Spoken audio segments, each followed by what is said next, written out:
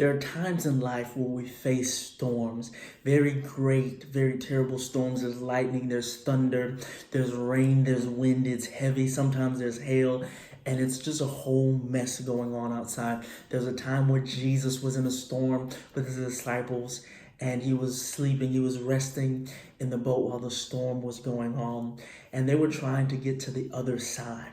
Sometimes God will allow you to be in a storm when you're on your way to the other side. A lot of the times when we're in something, God is often speaking to us about what's on the other side. We're in a storm, but God isn't saying anything about the storm.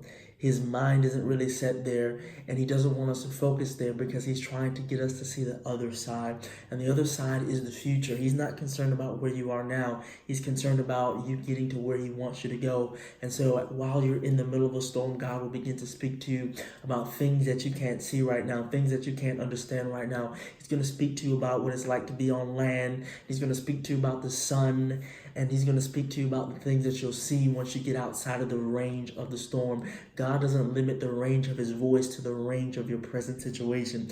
God is future focused. God sits himself outside of time, so he is not he doesn't have to limit what he's thinking about to what you're going through. He is focused on where he's going to take you on the other side. And so the Lord said to me, that you need to control your fears. Just because you see a storm, the presence of the storm does not denote your destruction. The disciples thought that they were going to die because the storm was great, it was big, it was powerful. From what they saw, it was greater than them. But you have to understand that if you're in the boat with Jesus, there is no storm that's greater than him.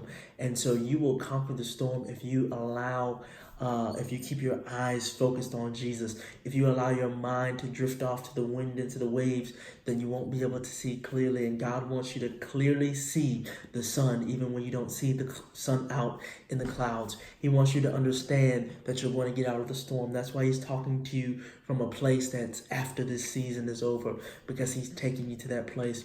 And so the presence of fear denotes a lack of faith. And so he told his disciples, after he rebuked the storm, he rebuked them, and he said, how could you have such little faith?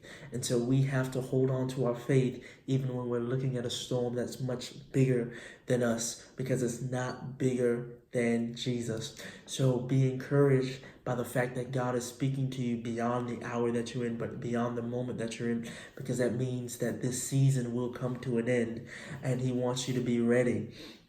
You have to use your now to prepare for the next. If you don't use your now to prepare for the next, you'll lose the opportunity when you get to the future. So prepare yourself, posture yourself. Understand that you are going to get out of the boat and you're going to walk on the land again. Rest assured and be encouraged as you walk faithfully before the Lord into the promises that he has set for you.